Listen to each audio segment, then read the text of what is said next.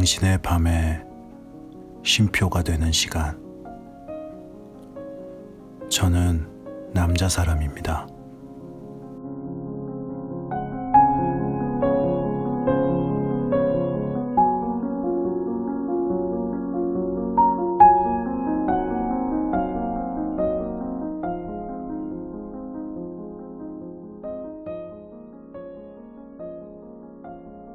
안녕하세요.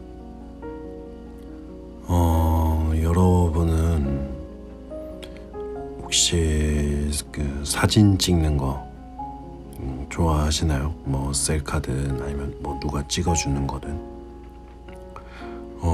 저는 셀카는 뭐 거의 절대 안 찍는 것 같은데 한 번도 찍어본 적이 없는 것 같아요. 아니구나.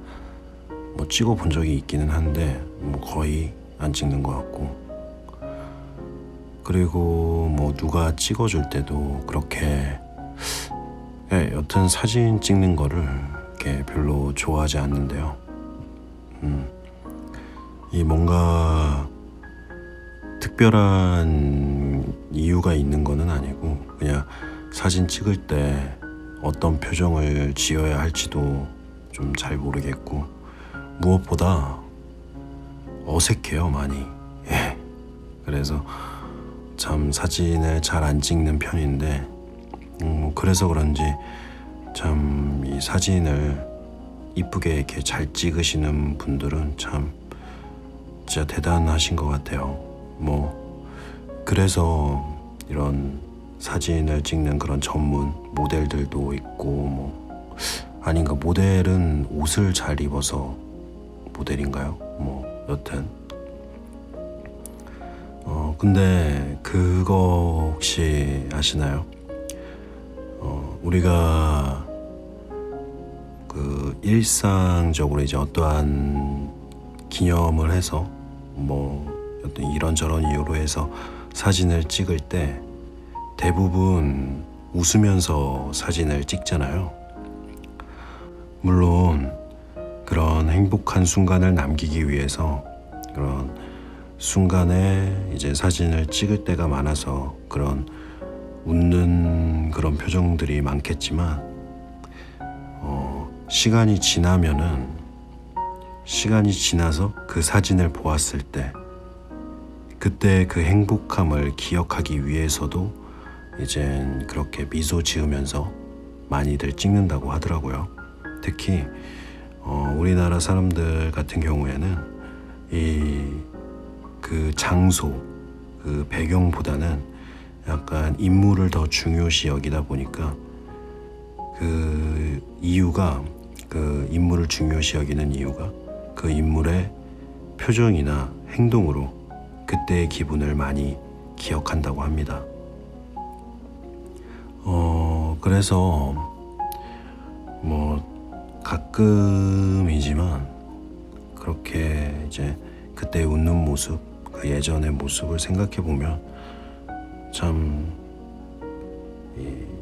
예전에 과거에는 행복한 기억이 많은 것 같아요. 그 사진으로 당장 이렇게 생각을 해보면은 그런 게 잘 기억나지 않는데 그 사진으로서 그런 행복한 기억들이 많이 생각나는 것 같습니다. 뭐 아쉽게도 저는 이렇게 사진 찍는 걸 별로 좋아하지 않아서 그런 사진들이 많지는 않지만, 그래도 가끔씩 얼마 없는 사진 중에 그런 옛날 사진들을 보면 그래도 뭔가 좀 기분이 미소 짓게 되는 것 같아요.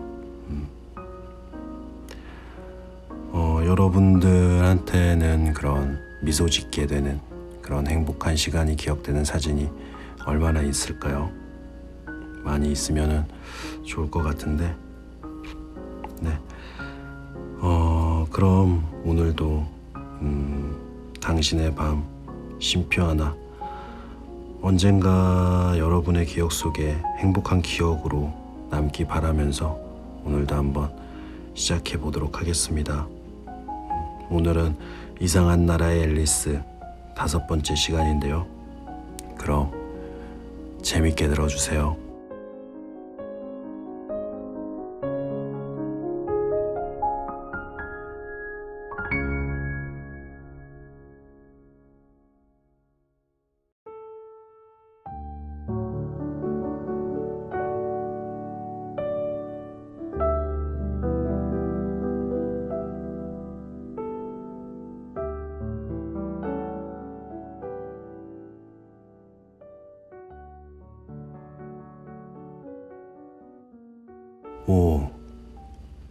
애벌레의 충고. 애벌레와 앨리스는 한동안 서로 말없이 바라보았다. 마침내 애벌레가 입에서 물 담뱃대를 떼고 나른하고 졸린 듯한 목소리로 말을 걸었다. 넌 누구냐? 애벌레가 물었다. 이것은 대화를 시작하기에 좋은 질문은 아니었다. 저는 지금 제가 누군지 잘 모르겠어요. 선생님, 적어도 오늘 아침 일어날 땐 제가 누군지 알고 있었어요. 하지만 그 뒤로 몇 번이나 바뀐 것 같아요. 앨리스가 조금 수줍게 대답했다. 그게 무슨 말이냐? 제대로 설명해봐. 애벌레가 엄하게 말했다. 저를 제대로 설명할 수가 없어요. 선생님, 전 지금 제가 아니니까요. 보시다시피. 난 모르겠는데? 애벌레가 말했다. 더 이상 똑똑하게 설명할 수 없을 것 같아요. 우선 저 스스로 이해할 수 없으니까요. 오늘 하루 동안에 하도 여러 번 커졌다 작아졌다가 해서 정신이 없어요. 앨리스가 아주 공손히 대답했다. 그렇지 않아. 애벌레가 말했다. 그야 아직 모를 수도 있죠. 하지만 아시다시피 당신도 언젠가 번데기가 되었다가 그 다음에 나비가 되면 좀 이상한 기분이 들지 않겠어요? 앨리스가 물었다. 아니, 전혀. 애벌레가 말했다. 그럼 당신은 감정이 좀 다른 모양이죠? 제가 아는 한 저는 퍽 이상한 기분이 들 거예요. 너 말이야. 넌 도대체 누구냔 말이야. 애벌레가 얕잡아 보듯이 말했다. 이 말 때문에 둘은 다시 대화의 처음으로 돌아갔다. 앨리스는 애벌레가 너무 짧게 대답하자 조금 화가 나서 몸을 꼿꼿이 세우고 아주 엄숙하게 말했다. 당신이 누군지 먼저 말해줘야 할 것 같은데요. 왜? 애벌레가 물었다. 또다시 대답하기 곤란한 질문이었다. 달리 좋은 이유도 떠오르지 않고 애벌레의 기분도 매우 불쾌해 보여서 앨리스는 돌아서서 걸었다. 돌아와. 내게 꼭 해둘 중요한 말이 있어. 애벌레가 뒤에서 앨리스를 불렀다. 분명 희망적인 말로 들렸다. 앨리스가 뒤돌아서 돌아왔다. 화내지 마. 애벌레가 말했다. 그게 다예요? 앨리스는 최대한 화를 참으며 말했다. 아니야. 애벌레가 대답했다. 앨리스는 별달리 할 일도 없고 드디어 애벌레가 뭔가 들을 만한 이야기를 할 것 같아서 기다리는 게 낫겠다고 생각했다. 애벌레는 잠시 아무 말 없이 담배만 뻐끔뻐끔 피워댔다. 그러다가 마침내 팔짱을 풀더니 다시 입에서 물담배를 빼고 이렇게 말했다. 그래서 네가 변한 것 같다는 거지? 그렇지? 그런 것 같아요. 선생님, 예전에 알던 것도 기억나지 않아요. 10분도 같은 크기로 잊지 못해요. 뭐가 기억나지 않는데? 애벌레가 물었다. 저 부지런한 작은 벌꿀을 외워보려고 했는데 전부 다 틀렸어요. 앨리스가 몹시 우울한 목소리로 대답했다. 그럼 아버지 윌리엄 당신은 늙었소요 란 노래를 외워보려. 애벌레가 말했다. 앨리스는 두 손을 모으고 외우기 시작했다. 아버지, 윌리엄, 당신은 늙었어요. 머리도 아주 백발이고요. 그래도 언제나 물구나무 서기를 하시네요.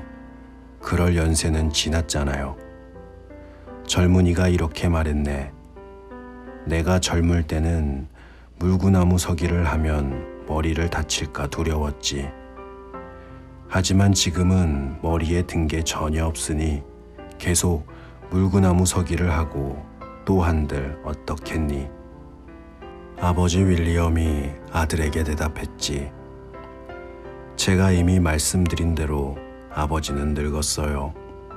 엄청나게 뚱뚱해지셨고요. 그런데도 문과에서 공중제비를 넘으시니 그 이유가 무엇인가요? 젊은이가 이렇게 물었네. 내가 젊을 때는 한갑에 1실링 하는 이 용고로 팔다리를 유연하게 했지. 너도 두 갑쯤 사지 않았니? 지혜로운 노인은 희끗희끗한 머리를 흩날리며 대답했지. 아버지는 늙어서 턱이 너무 약해요. 비계보다 딱딱한 건 못 드시죠. 그런데도 거위를 뼈와 부리까지 다 드셨네요. 그 비결 좀 가르쳐 주세요. 젊은이가 이렇게 말했네. 내가 젊을 때는 법학 공부를 해서 아내와 모든 사건에 대해 토론했지. 덕분에 턱 근육이 튼튼해져서 평생 끄떡없는 거란다. 아버지가 대답했지. 아버지는 늙었어요. 전보다 눈도 잘 보이지 않으실 텐데 그런데도 콧등에 뱀장어를 세우니 어떻게 그런 재주를 부리실 수 있는 거죠? 젊은이가 물었네. 난 벌써 3가지 질문에 대답했단다. 이제 끝이야. 더 이상 잘난 척 그만해. 내가 종일 그런 쓸데없는 말이나 들을 줄 아니? 저리 가. 안 가면 아래층으로 차버릴 테다. 아버지가 대답했지. 틀렸어. 애벌레가 말했다. 조금 틀렸을 거예요. 단어가 몇 개 바뀌었어요. 앨리스가 수줍게 말했다. 처음부터 끝까지 몽땅 틀렸어. 애벌레가 단호하게 말했다. 한동안 침묵이 흘렀다. 애벌레가 먼저 입을 열었다. 크기가 얼마만 하면 좋겠는데? 애벌레가 물었다. 딱히 바라는 크기는 없어요. 그저 너무 자주 바뀌는 게 싫을 뿐이에요. 아시다시피. 앨리스가 서둘러 대답했다. 모르겠는데? 애벌레가 말했다. 앨리스는 아무 대답도 하지 않았다. 이제까지 살면서 앨리스는 자기 말에 이렇게 반박을 당한 적이 없어서 화가 날 것만 같은 기분이 들었다. 지금은 만족하니? 애벌레가 말했다. 글쎄요. 조금만 더 크면 좋겠어요. 선생님만 괜찮다면요. 8cm는 너무 비참하니까요. 정말 딱 좋은 키인데. 화난 애벌레가 몸을 고추 세우면서 말했다. 애벌레의 키는 정확히 8cm였다. 하지만 전 이렇게 작은 키에 익숙하지 않거든요.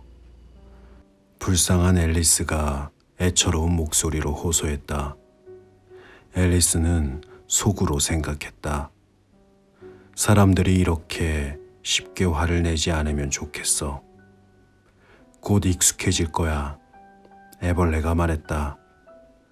애벌레는 물 담배를 입에 물고 다시 피우기 시작했다. 이번에는 애벌레가 입을 열 때까지 앨리스는 참을성 있게 기다렸다. 잠시 후 애벌레는 입에서 담뱃대를 떼고 한두 번 하품을 하더니 몸을 떨었다. 그러고는 버섯에서 내려와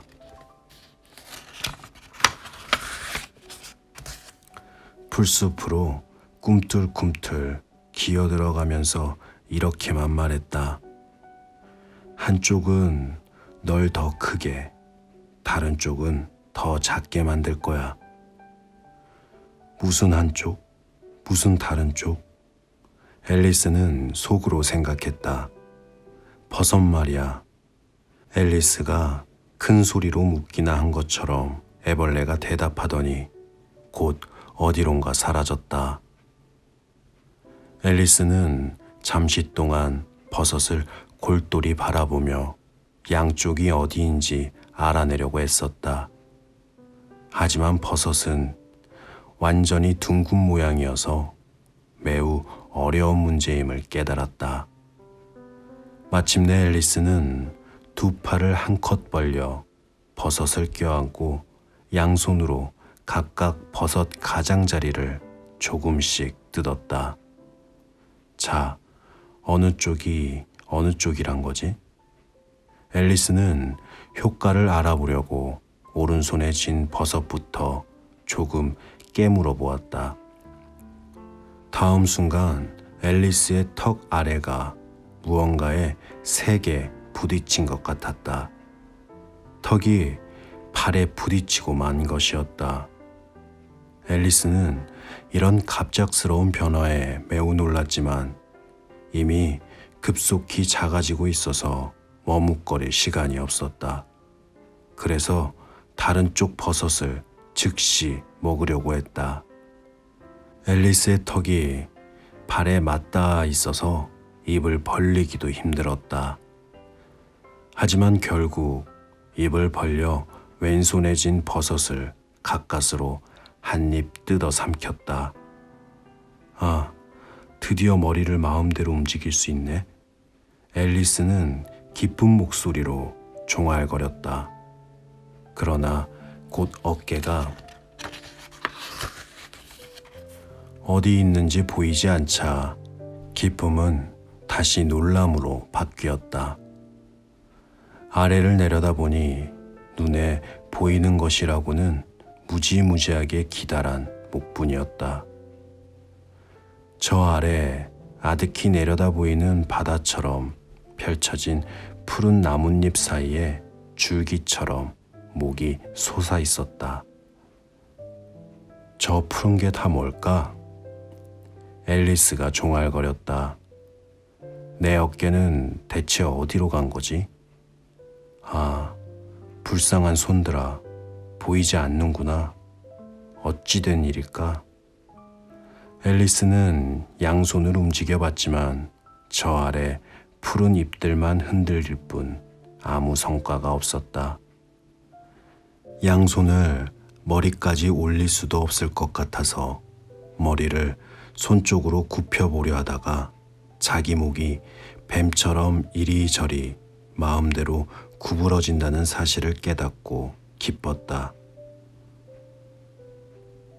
앨리스는 목을 우아하게 이쪽 저쪽으로 구부릴 수 있게 되어서 그 푸른 나뭇잎 속에 들이밀려고 했다. 그런데 그게 지금까지 거닐던 숲의 나무 꼭대기일 뿐임을 알게 되었다. 그때 날카로운 소리가 들려서 앨리스는 급히 움츠렸다. 커다란 비둘기 한 마리가 날아와서 앨리스의 얼굴을 날개로 세차게 내리쳤다. 뱀이다. 비둘기가 고함쳤다. 난 뱀이 아니야. 날 내버려둬. 화가 난 앨리스가 소리쳤다. 뱀이야. 뱀이 틀림없어. 비둘기는 같은 소리를 반복했지만 좀 더 가라앉은 어조였다. 그리고 흐느끼듯 이렇게 덧붙였다. 별 방법을 다 썼지만 그놈들한테 맞는 방법은 통 모르겠어. 내가 무슨 말을 하는지 하나도 모르겠어. 앨리스가 말했다. 나무 뿌리에도 가보고 강둑에도 가보고 산 울타리에도 가봤어. 하지만 뱀이란 것들은 뱀은 당해낼 수가 없단 말이야. 비둘기는 앨리스를 거들떠보지도 않고 계속 말했다. 앨리스는 점점 더 당황스러웠지만 비둘기의 이야기가 끝날 때까지 더 이상 말해봐야 소용없다고 생각했다. 알을 품기도 힘든데 밤낮으로 뱀이 오는지 감시해야 한다고. 정말 이 3주 동안 한 잠도 못 잤어. 비둘기가 말했다. 그렇게 고생했다니 참 안 됐구나. 이제야 비둘기의 말뜻을 알아차린 앨리스가 말했다. 그래서 숲에서 제일 키 큰 나무를 찾아서 여기라면 뱀이 없어 괜찮겠다고 했더니 어쩜 하늘에서 꿈틀거리면서 내려오다니. 어휴 뱀. 비둘기가 날카롭게 소리 높이며 계속 말했다. 하지만 난 뱀이 아니야. 정말이야. 나는 그래. 그럼 넌 뭔데? 말해봐. 뭔가 둘러대려는 거 다 알아. 비둘기가 말했다. 난 여자아이야. 앨리스는 그날 자기가 여러 번 바뀐 일이 기억나서 별로 자신 없이 말했다. 정말 그럴듯한 이야기로군. 나는 지금까지 수많은 소녀를 보았지만 너처럼 목이 긴 아이는 결코 본 적이 없어. 아니야. 넌 뱀이야. 아무리 아니라고 우겨도 소용없어. 이번엔 알 같은 거 먹지 않겠다고 이야기할걸?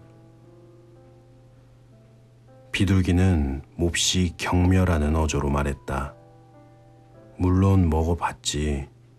하지만 작은 여자애들은 알다시피 뱀처럼 알을 많이 먹어. 무척 정직한 아이인 앨리스가 사실대로 말했다. 믿을 수 없어. 하지만 여자애들이 그렇다면 그 애들도 뱀이나 마찬가지야. 그게 내가 말할 수 있는 전부야. 비둘기가 말했다. 이것은 앨리스에게 너무나 새로운 발상이어서 잠시 아무 말도 못했다. 그 틈을 타서 비둘기가 이렇게 덧붙였다. 넌 알을 찾으러 온 거야. 난 다 알아. 내가 어린 여자애든 뱀이든 그게 나랑 무슨 상관이야? 나한테는 아주 중요해. 앨리스가 황급히 말했다. 하지만 어차피 알 찾으러 온 거 아니야.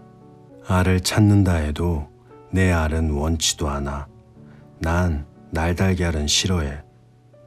그렇다면 어서 꺼져. 비둘기는 다시 둥지로 돌아가 앉으며 퉁명스럽게 대꾸했다. 앨리스는 아주 조심스럽게 나무 사이에 쪼그리고 앉았다. 움직이면 나뭇가지에 몸이 계속 걸려서 가끔 멈추고 풀어야 했기 때문이다. 잠시 뒤 앨리스는 아직도 두 손에 들고 있는 버섯이 생각나서 아주 조심스럽게 버섯 두 조각을 번갈아 조금씩 뜯어 먹었다. 그러자 앨리스는 커졌다 작아졌다 하면서 마침내 원래 키로 돌아왔다. 앨리스는 원래 몸과 비슷해진 게 너무나 오랜만이라 처음에는 꽤 이상한 기분이었다. 그러나 이내 익숙해져서 여느 때처럼 자신에게 혼잣말을 했다.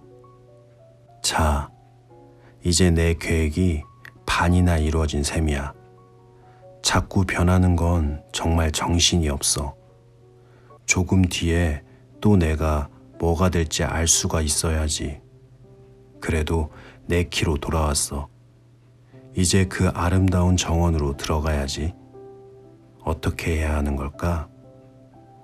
그렇게 종알대는 동안 앨리스는 갑자기 넓은 곳에 이르렀다.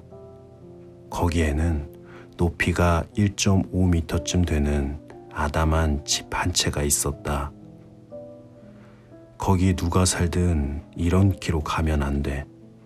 글쎄, 다들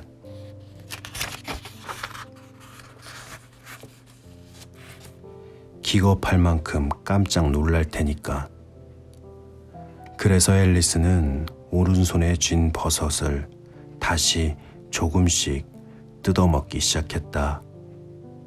키가 23cm로 줄어들 때까지 그 집 가까이 다가가지 않았다.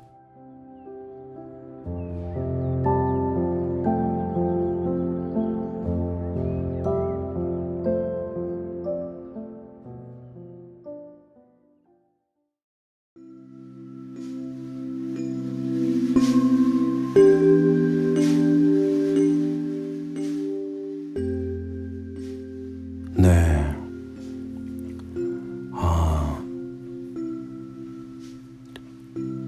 또